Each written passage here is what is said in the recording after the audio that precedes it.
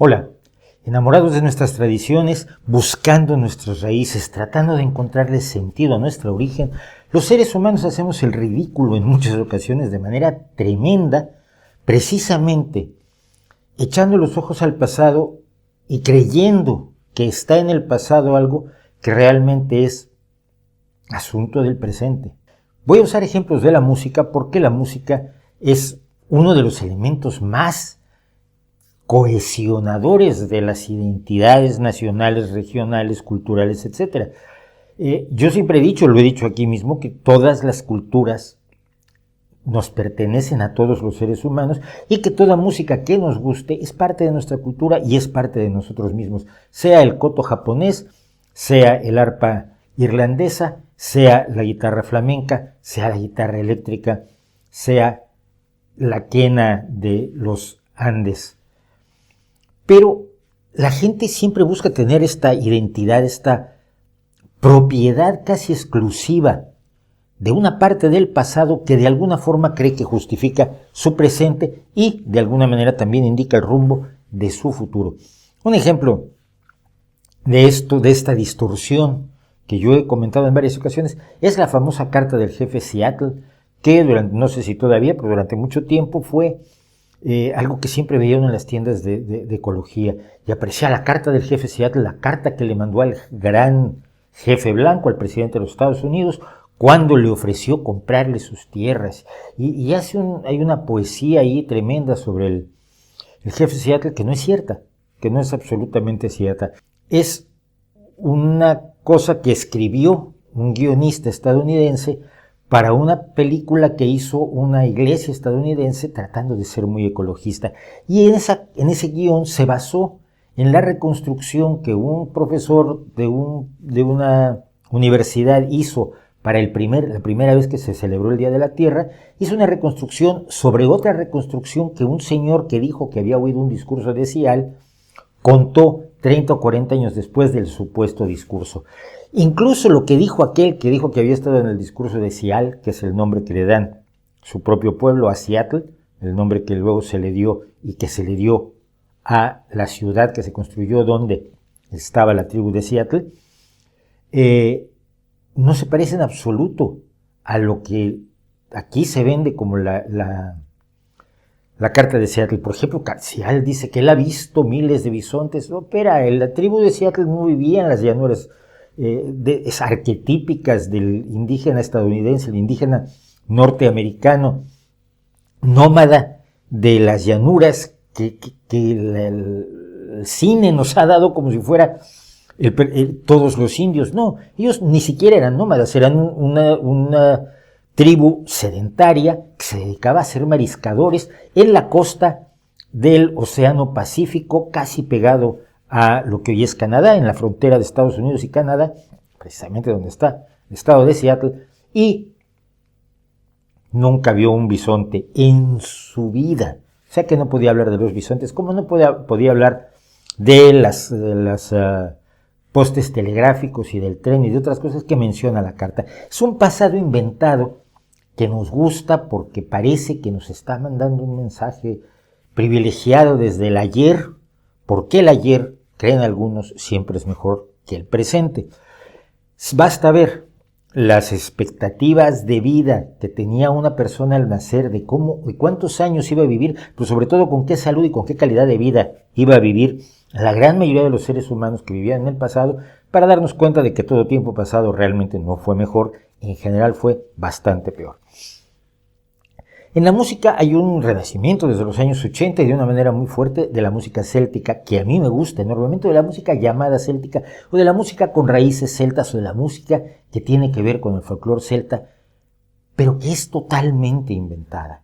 Es totalmente inventada a partir del siglo XIX. Hubo un renacimiento de lo céltico a mediados del siglo XIX como parte del rechazo a la modernidad, como parte de esta idea de que lo natural y lo antiguo es mejor, que tomó algunos elementos de las culturas que había en las zonas celtas, las zonas que después fueron celtas, antes de la llegada de los romanos. Se tomaron elementos del medievo temprano de las zonas de la Gran Bretaña y se reinauguró todo aquello como si hubiera sido una sola cultura que además se tenía una historia lineal donde una cosa se seguía a la otra y todas estaban perfectamente unidas, y como si no hubiera influencias externas. Y una influencia externa, por ejemplo, clásica, son los nudos celtas, que siempre nos apasionan, son muy hermosos. Hay gente que hace diseños verdaderamente apasionantes de nudos celtas, pero los nudos celtas tienen una influencia originalmente germánica y escandinava.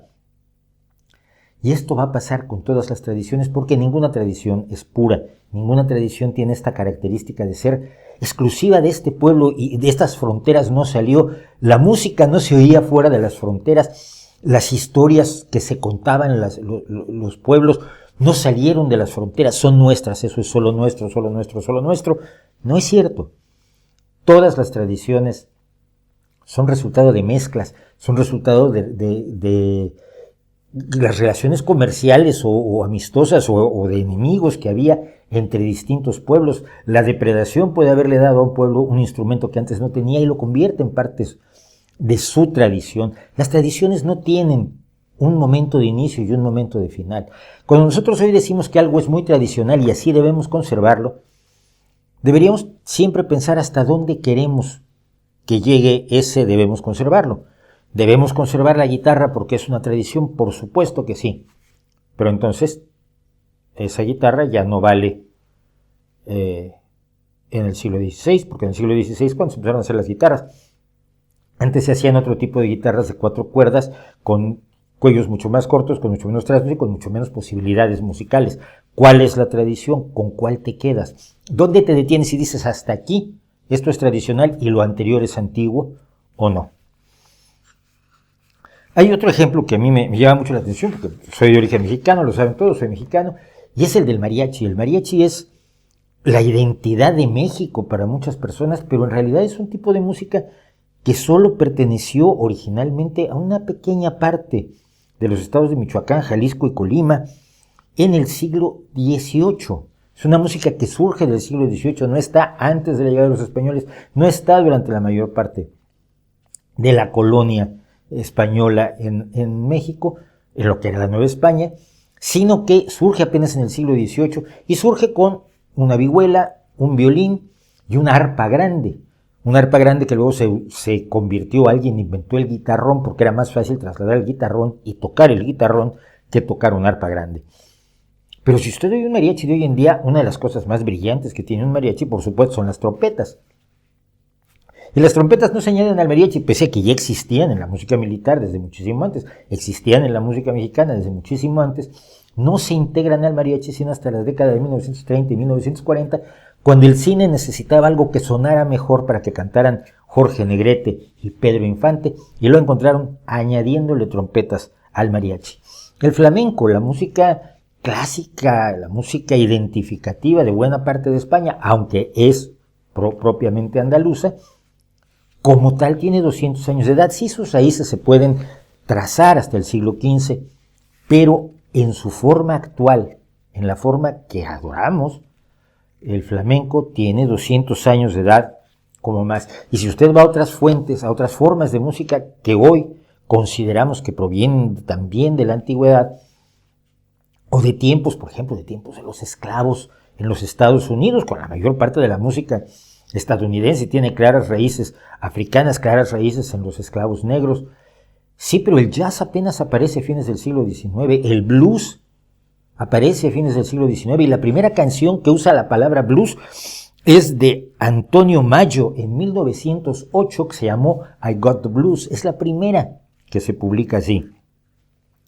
El bluegrass, la música que muchos consideran que es lo más representativo del mundo rural estadounidense, fue un invento de los años 40, que echó mano de tradiciones célticas de los irlandeses que habían ido a Estados Unidos durante la hambruna de la patata a mediados del siglo XIX, de raíces negras, del banjo que habían hecho los negros, de la música country y de la música de los apalaches. Todo esto formó el bluegrass, pero en la década de 1940. Los idiomas, como el español, no tienen una antigüedad que se remonte a tiempos inmemoriales. El español, como lo conocemos, aparece en el siglo XVI. Y lo mismo pasa con otras expresiones que nos gusta mucho considerar tradicionales y les damos ese valor de lo que es una falacia, la falacia de la tradición, la falacia de la antigüedad. Esto debe ser verdadero porque nuestros abuelos lo hacían, porque nuestros abuelos lo practicaban, porque es muy, muy antiguo. Algunas de las patrañas más egregias que nos comemos en estos tiempos, en pleno siglo XXI, llevan incluso el nombre tradicional porque suenan mejor. Las terapias tradicionales, las medicinas tradicionales, y entre las medicinas tradicionales, por supuesto, un lugar muy particular lo tiene la medicina tradicional china, porque tiene la ventaja de ser medicina, de ser tradicional y de venir de Oriente, que a la gente de Occidente siempre le ha parecido muy interesante, siempre le ha parecido apasionante, y lo redescubre de cuando en cuando. Pero la medicina tradicional china no es tradicional, es un invento de Mao Zedong en 1950. La homeopatía no es tradicional, es de 1796, antes que existiera la medicina científica y lógicamente como tantas otras formas de curanderismo que hubo antes de la medicina científica, pero por alguna causa esta gustó. El Reiki es de 1922 cuando lo inventa Mikao Usui, el monje budista listo y negociante que en cuanto inventó el Reiki, en vez de presentárselo a la gente como resultado de la mística, puso una escuela en Tokio y se puso a venderlo. La iridología procede del siglo XVII y la naturopatía, esta cosa que nos suena también porque suena natural, proviene de fines del siglo XIX con las enseñanzas del sacerdote bávaro Sebastián Knepp, quien creía en la curación natural de las cosas, de las enfermedades, en contra del uso de medicamentos que se estaban empezando a usar porque habíamos empezado a descubrir qué causaba las enfermedades, fines del siglo XIX, con los experimentos de Pasteur y los postulados de Koch. Apenas entonces nos empezamos a enterar qué era lo que realmente nos enfermaba y por lo tanto apenas a fines del siglo XIX pudimos empezar a averiguar cómo curarnos de aquello que nos causaba enfermedades. El nombre naturopatía lo inventó en 1895 John Schill y rápidamente vino Benedict Lust y le compró el nombre. Benedict Lust es considerado el padre de la naturopatía estadounidense y es el creador de todas las prácticas naturopáticas que ahora le venden a usted como si fueran tradicionales, antiguas y maravillosas. El arte antiguo es maravilloso.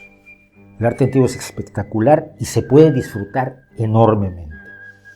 Yo personalmente soy fanático de la música medieval y si usted tiene algún día la oportunidad de escuchar a grandes de la música medieval como Guillaume de Machaut, hágalo porque es una experiencia maravillosa.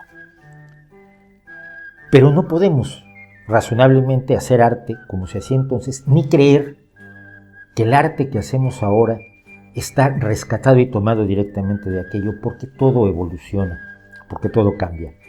El arte lo podemos seguir disfrutando, por supuesto, y sin duda alguna, pero lo que no podemos seguir disfrutando son las creencias de los artistas que hicieron ese arte. Antes de Pasteur, a principios del siglo XIX, piense usted en los grandes literatos, piense usted en los grandes músicos de principios del siglo XIX, todos ellos creían que si se ponía paja húmeda en un lugar oscuro, se creaban ratones. De la nada, aparecían ratones. Era lo que se llamaba la generación espontánea de la vida, en la que se creyó desde la antigua Grecia hasta que Pasteur, en un experimento a mediados del siglo XIX, demostró que no había una generación espontánea de la vida, que la vida siempre provenía de otra vida. Que si había ratones, había una mamá ratona en algún lado, y esa mamá ratona tenía otra mamá ratona, su abuelita ratona, y así sucesivamente. Las creencias salvajes, las creencias en brujería, las creencias en magia, la ignorancia plena del pasado, no son patrimonio cultural. Sirven para estudiarlos y quizás prevenirnos contra otras formas de ignorancia que nos puedan aquejar ahora, pero no son una forma de conocimiento. No son equiparables al arte. Y cuando estamos en el mundo del arte, cuidémonos también mucho de creer que estamos disfrutando de un logro cultural exclusivo de nuestra gente que de alguna forma tiene relación con nuestra genética y el lugar donde por accidente, por mero accidente, nacimos en la geografía del mundo, la tierra en la que estamos, porque podríamos estar en cualquier otra, como a nuestros padres les hubiera dado por viajar. La cultura, la verdadera cultura, el arte, la creación, la imaginación, los sueños, la música, la literatura, la pintura son propiedad colectiva, son propiedad de todos.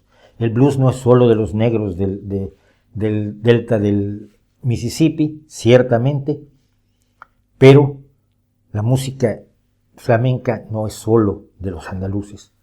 Todo el arte nos pertenece a todos. Y todo el conocimiento que se ha creado, como decía yo hace poco, también nos pertenece a todos. Y no busquemos, pues, tradiciones y realidades tradicionales donde no las hay. Porque si algo es peor que tratar de volver al pasado, es tratar de volver a un pasado que nos hemos inventado. ¿No cree usted? Gracias por seguir al canal, gracias por ver los vídeos, gracias por darle me gusta, no me gusta. Y nuevamente les quiero pedir el apoyo en Patreon. Estamos ya reorganizando el estudio para empezar las entrevistas. Necesitamos recursos para traer a los entrevistados, para el decorado, para las cámaras. Necesitamos mucho apoyo en Patreon y solo nos lo pueden dar quienes han seguido estos vídeos y creen que vale la pena contar lo que contamos aquí. Muchas gracias.